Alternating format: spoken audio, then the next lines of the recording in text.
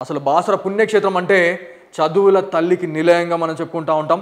దాంతోపాటు చిన్న పిల్లలకి అక్షరాభ్యాసం చేయించుకోవాలా, దాంతోపాటు ఎవరైనా తీర్థయాత్రలకు విహారయాత్రలకు వెళ్ళాలి అని అనుకునే వాళ్ళు కూడా ఖచ్చితంగా నార్త్ డిస్టిక్ ఏదైతే ఉత్తర తెలంగాణలో ఉన్నటువంటి ప్రసిద్ధిగాంచిన దేవాలయం బాసర పుణ్యక్షేత్రానికి రావడం జరుగుతూ ఉంటుంది. కాకపోతే ఆ బాసర పుణ్యక్షేత్రానికి ఇవాళ రావాలంటే చాలామంది ఇవాళ జంకుతున్న పరిస్థితి ఉంది.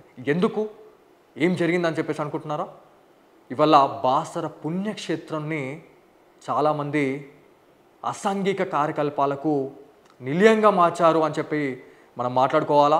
ఎందుకంటే అక్కడ ఉన్నటువంటి పూజారులు కావచ్చు, దాంతోపాటు అక్కడ ఉన్నటువంటి సర్పంచ్, అక్కడ ఉన్నటువంటి ఏదైతే జర్నలిస్టులు అనే ఒక ముసుగు పెట్టుకొని అక్కడ లాడ్జీలలో అసాంఘిక కార్యకలాపాలకు చోటుగా నిలుస్తూ ఉన్నారు.